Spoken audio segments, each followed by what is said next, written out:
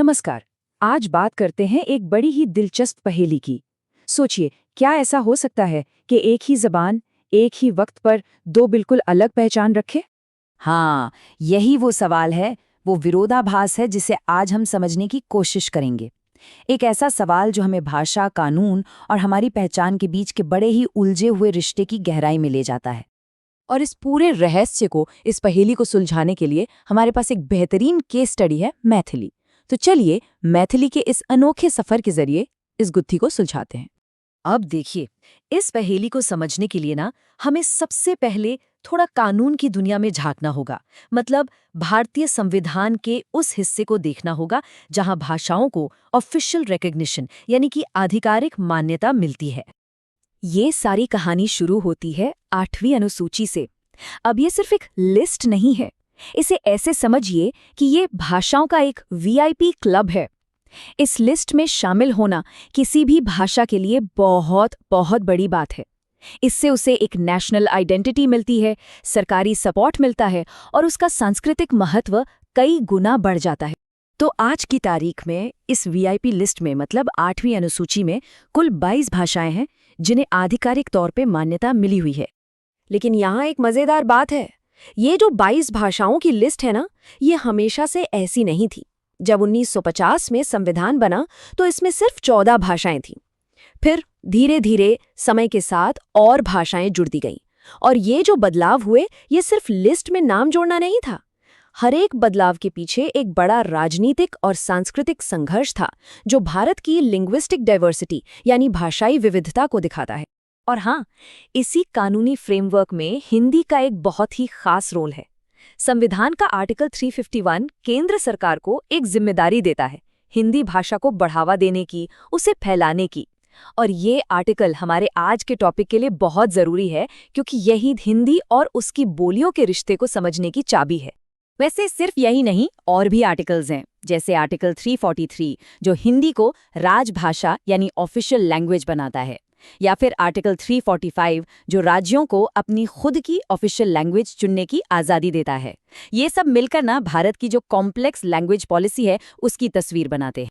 तो चलिए, अब सीधा उस टर्निंग पॉइंट पर आते हैं, उस एक पल पर जिसने मैथिली की कहानी को हमेशा के लिए बदल दिया और उस विरोधाभास को जन्म दिया जिसकी हम बात कर रहे हैं। ये पल आया था साल 2003 में, जब संविधान में 92nd अमेंडमेंट यानी 92वां संशोधन किया गया। बस इसी एक कानूनी कदम ने मैथिली के लिए पूरा खेल ही बदल दिया। इस संशोधन के जरिए 8वीं अनुसूची में एक साथ 4 नई भाषाएं जुड़ी गई, बोडो, डोगरी, संथाली और हाँ, हमारी केस स्टडी मैथिली। और मैथिली का इस लिस्ट में आना कोई छोटी बात नहीं थी। इसके पीछे दशकों का एक सांस्कृतिक आंदोलन था। इसकी अपनी एक बहुत ही समृद्ध साहित्यिक परंपरा थी। इसीलिए ये एक ऐतिहासिक पल था। तो अब हम कहानी के उस हिस्से में पहुंच गए हैं जहां दूध का दूध और पानी का पानी होगा। अब हम सीधे सीधे उन दो अलग अलग नजरियों को आमने सामने रखेंगे और इस पहेली को हमेशा के लिए सुलझा देंगे। और ये देखिए, ये स्लाइड इस पूरे विरोधाभास की जड़ को एकदम साफ कर देती है। एक तरफ है भाषा विज्ञान का नजरिया, अ लिंग्विस्टिक व्यू। इसके हिसाब से मैथिली को पारंपरिक तौर पर बिहारी हिंदी की एक बोली माना जाता है। अब यहाँ एक चीज समझना जरूरी है, बिहारी हिंदी अपने आप में कोई भाषा नहीं है, बल्कि ये पूर्वी भारत की भाषाओं का एक ग्रुप है, जिसमें मैथिली, भोजपुरी, मगही जैसी भाषाएं आती हैं। ठीक है, तो ये हुआ एक नजरिया। अब देखिए दूसरा नजरिया, संवैधानिक या कानूनी दृष्टिकोण। और इसके हिसाब से 2003 के बाद से मैथिली एक आज़ाद, मान्यता प्राप्त भाषा है, बोली नहीं। देखा, एक ही जबान और दो बिल्कुल अलग अलग पहचान। तो इसका सीधा सीधा मतलब क्या हुआ? इसका मतलब ये है कि 92वें संशोधन के बाद टेक्निकली मैथिली की जो ऑफिशियल आइडेंटिटी है, वो पूरी तरह से बदल गई है। कानून के नज़र में अब ये सिर्फ हिंदी की एक बोली नहीं रही। इसकी यूनिक पोजीशन को और अच्छे से समझने के लिए चलिए इसकी तुलना दूसरी मशहूर हिंदी बोलियों से करते हैं, जैसे भोजपुरी, ब्रज या अवधी।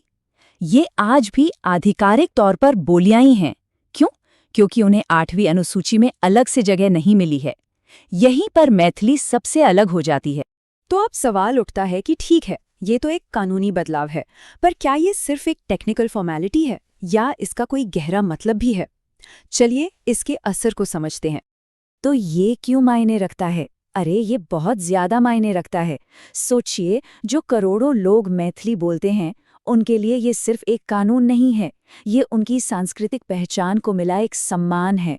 राजनीतिक स्तर पर उन्हें एक आवाज मिलना है।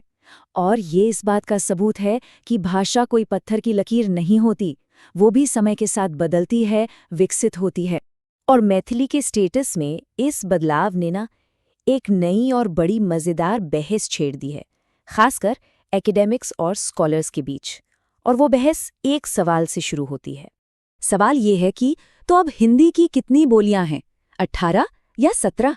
देखिए, अगर आप पारंपरिक वर्गीकरण को देखें या कई कॉम्पिटिटिव एग्जाम्स की तैयारी कर रहे हों, तो वहाँ जवाब आज भी 18 ही है। लेकिन अब बहुत से भाषा के जानकार ये तर्क देते हैं कि भाई जब मैथिली को भाषा का दर्जा मिल गया तो अब तो ये संख्या 17 हो जानी चाहिए। और सच कहूं तो अपने अपने कॉन्टेक्स्ट में दोनों ही जवाब सही। तो इस पूरी बातचीत का सार क्या है? सबसे जरूरी बात जो हमें याद रखनी है वो ये है कि मैथिली की पहचान इस बात पर निर्भर करती है कि आप उसे किस चश्मे से देख रहे हैं। भाषा विज्ञान के चश्मे से देखेंगे तो ये एक बोली है, और संविधान के चश्मे से देखेंगे तो ये एक पूरी की पूरी भाषा है। और ये पूरी कहानी हमें एक बहुत ही गहरे सवाल के साथ छोड़ जाती है। मैथिली के केस ने ये तो साबित कर दिया कि कानून किसी बोली को भाषा का दर्जा दिला सकता है। तो सवाल ये है कि जब कानून भाषा की परिभाषा तय करने लगे, तो भारत की इतनी सारी बोलियों में से अगली कौन सी बोली होगी जो भाषा बनने का ये सफ़र तय करेगी? सोचने वाली बात है।